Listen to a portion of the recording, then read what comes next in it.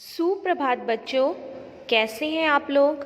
आशा करती हूँ कि ईश्वर की दया से आप सभी बच्चे घर पर स्वस्थ तथा सुरक्षित होंगे और साथ ही अपनी पढ़ाई भी कर रहे होंगे।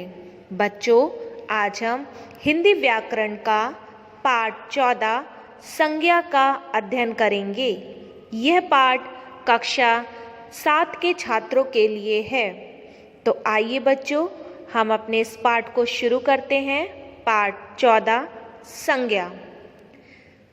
सबसे पहले मैं आपको बताऊंगी संज्ञा किसे कहते हैं। संसार में प्रत्येक वस्तु किसी न किसी नाम से जानी जाती है। व्याकरण में इसी नाम को संज्ञा कहते हैं। अब मैं आपके सामने कुछ वाक्यों को पढ़ूंगी और आप उसे ध्यान से सुनेंगे। आगरा का ताजमहल मुगल सम्राट शाहजहां ने बनवाया था। दूसरा वाक्य है, गौतम बुद्ध ने लोगों को शांति और अहिंसा का उपदेश दिया। फिर हम तीसरा देखेंगे, उपहार पाकर मेघा खुशी से कूदने लगी। और फिर चौथा वाक्य है हमारा, तालाब में पक्षी किलोल कर रहे हैं। यहाँ पे बच्चों जो वाक्य मैंने पढ़ा है इस पाठ में, आप देख रहे हैं कुछ शब्द आपको रंगीन शब्द आपको दिखाई दे रहे हैं। ये रंगीन शब्द क्या है? किसी वस्तु, प्राणी या स्थान या भाव के नाम हैं। यहाँ पे बच्चों आगरा और ताजमहल, तालाब, ये स्थान के नाम हैं। फिर शाहजहां, गौतम बुद्ध और मेघा, ये किसके नाम हैं? ये प्राणियों के नाम हैं। फिर हमने देखा उपहार, उपहार क्या है? एक वस्तु का नाम है। फिर शांति, अहिंसा और खुशी, ये भाव के नाम हैं। लोगों और पक्षी प्राणियों की जाति के नाम हैं। ये सभी क्या है? संज्ञा शब्द है। अब हम देखेंगे संज्ञा की परिभाषा। संज्ञा की क्या परिभाषा है? किसी भी प्राणी, वस्तु, स्थान या भाव के नाम को संज्ञा कहते हैं। व्याकरणिक प्रकार के आधार पर संज्ञा विकारी शब्द होते हैं, अर्थात लिंग, वचन, कारक के कारण इनमें परिवर्तन मतलब इनमें बदलाव हो जाता है। अब हम देखेंगे बच्चों संज्ञा के भेद कि संज्ञा कितने प्रकार के होते हैं। संज्ञा जो है वो कितने प्रकार की होती है? संज्ञा 3 प्रकार की होती हैं। पहला व्यक्तिवाचक संज्ञा, दूसरा जातिवाचक संज्ञा और तीसरा है भाववाचक संज्ञा। तो सबसे पहले हम देखेंगे बच्चों व्यक्तिवाचक संज्ञा। व्यक्तिवाचक संज्ञा क्या है? जिस संज्ञा शब्द से किसी विशेष व्यक्ति, वस्तु या स्थान का बोध हो उसे व्यक्तिवाचक संज्ञा कहते हैं। जैसे कविता, उमेश, सौरभ, सचिन तेंदुलकर, लता मंगेशकर, हिमालय, गंगा, भारत, कमायनी, लाल किला आदि। फिर हम देखेंगे व्यक्तिवाचक संज्ञाओं के कुछ वाक्य प्रयोग। जैसे पहला है लाल किला दिल्ली में है। फिर महात्मा गांधी राष्ट्रपति के नाम से जाने जाते हैं। गा है हमारा गंगा हिमालय से निकलती है। यहाँ पे बच्चों जो मैंने आपके सामने पढ़े इसमें आप देख रहे हैं रंगीन शब्द जो हैं ये क्या है? कोई शब्द जो है वस्तु, स्थान या व्यक्ति के नाम का बोध करा रहे हैं। तो ये क्या है? व्यक्तिवाचक संज्ञा के ये उदाहरण हैं। अब हम दूसरा देखेंगे जातिवाचक संज्ञा। जातिवाचक संज्ञा क्या है? जिस संज्ञा शब्द से किसी प्राणी, वस्तु या स्थान की संपूर्ण जाति मतलब पूरी जाति का बोध होता है उसे जातिवाचक संज्ञा कहते हैं। इसमें जैसे आते हैं लड़की, स्त्री, पुरुष, मानव इमारत, पहाड़, नदी, फूल, बगीचा, तालाब आदि। जातिवाचक संज्ञाओं के कुछ वाक्य प्रयोग अब हम देखेंगे।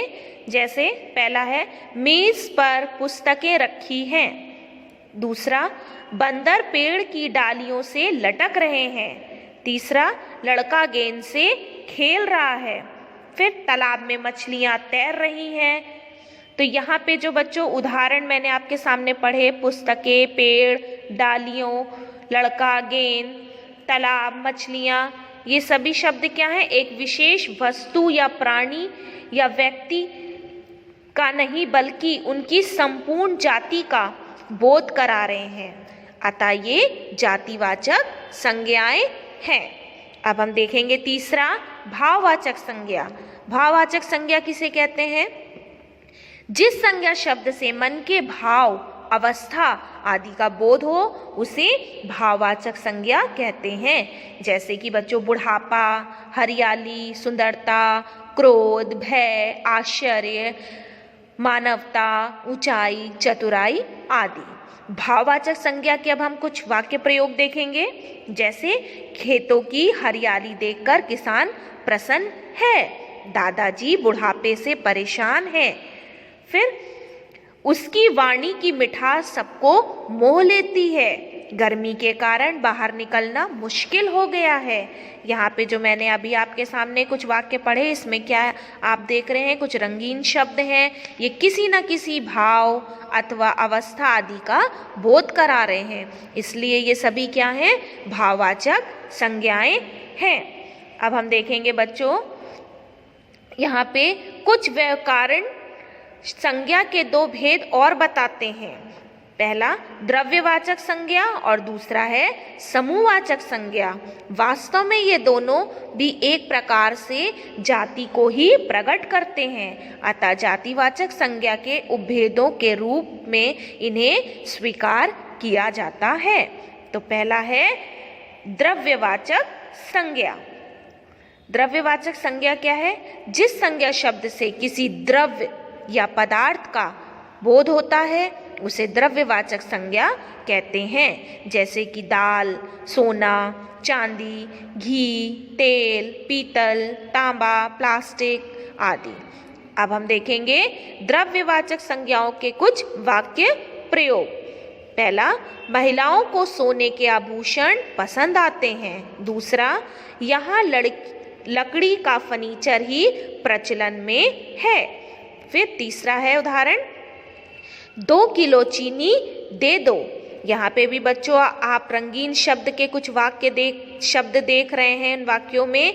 तो ये शब्द क्या है? द्रव्य पदार्थ का बोध करा रहे हैं। अतः ये सभी क्या है? द्रव्यवाचक संज्ञाएं हैं। अब हम देखेंगे दूसरा, समूहवाचक संज्ञा। समूहवाचक संज्ञा क्या है?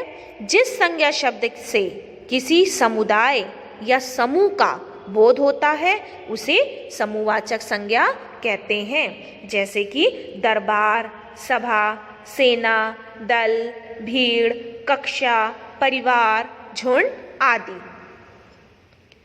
अब हम इसके भी कुछ वाक्य प्रयोग देखेंगे। पहला, मेरा परिवार कानपुर में रहता है।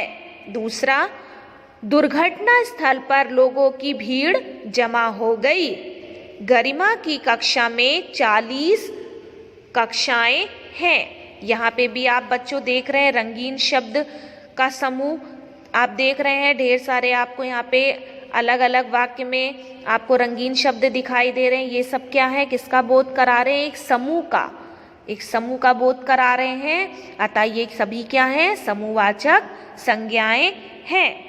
अब हम देखेंगे भाववाचक संज्ञाएं बनाना। कुछ संज्ञाएं मूल रूप से भाववाचक संज्ञा होती है। जैसे हर्ष, पीड़ा, दया, करुणा, सत्य, क्रोध, भय, क्षमा, मृत्यु आदि।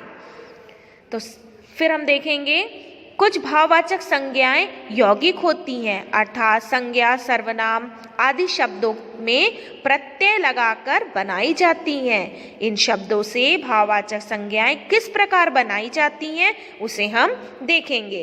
तो सबसे पहले हम देखेंगे जातिवाचक संज्ञा से भाववाचक संज्ञा बनाना। सबसे पहला है हमारा अतिथि। अतिथि क्या है? हमारा जातिवाचक संज्ञा है। अब अतिथि से भाववाचक संज्ञा क्या बनी? आतिथ्य। फिर दूसरा है हमारा नारी। नारी हमारा जातिवाचक संज्ञा है, इससे भाववाचक संज्ञा बनी नारित्व। फिर हम देखेंगे सदस्य। सदस्य हमारा जातिवाचक संज्ञा है, इससे भाववाचक संज्ञा बनी सदस्यता। फिर हम देखेंगे बच्चों दूसरा सर्वनाम से भाववाचक संज्ञा बनाना।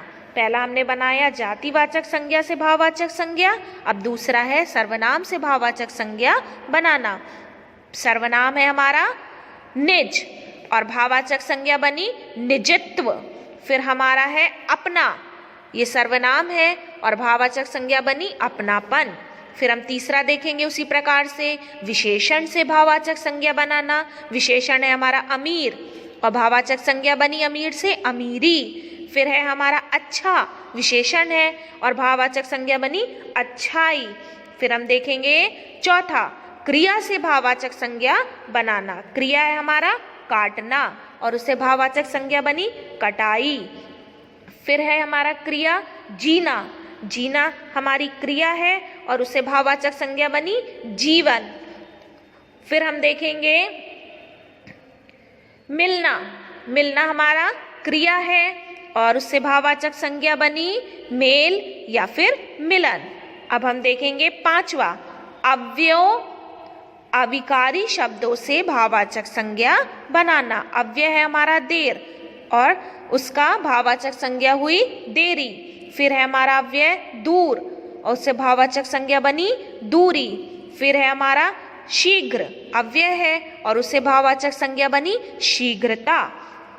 तो बच्चों एक बार फिर से मैं आपको इस पाठ के बारे में समझा देती हूँ।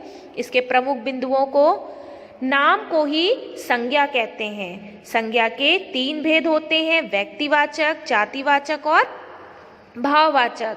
जातिवाचक संज्ञा के 2 भेद हैं, पहला द्रव्यवाचक और दूसरा समूहवाचक। कभी कभी जातिवाचक संज्ञा का प्रयोग व्यक्तिवाचक संज्ञा के रूप में और व्यक्तिवाचक संज्ञा का प्रयोग जातिवाचक के रूप में होता है। जातिवाचक संज्ञाएं गणनीय होती हैं। द्रव्यवाचक और समूहवाचक संज्ञाओं का प्रयोग प्रायः एकवचन में होता है। भाववाचक संज्ञाओं की रचना जातिवाचक संज्ञा, सर्वनाम, विशेषण, क्रिया और अव्यय शब्दों से होती है। तो आशा करती हूँ बच्चों कि मैंने आपको आज का ये पाठ पढ़कर समझाया, आप सभी बच्चों को समझ में आ गया होगा। अब इसी पाठ से संबंधित सभी कार्य आपके विद्यालय की वेबसाइट पर उपलब्ध है। धन्यवाद।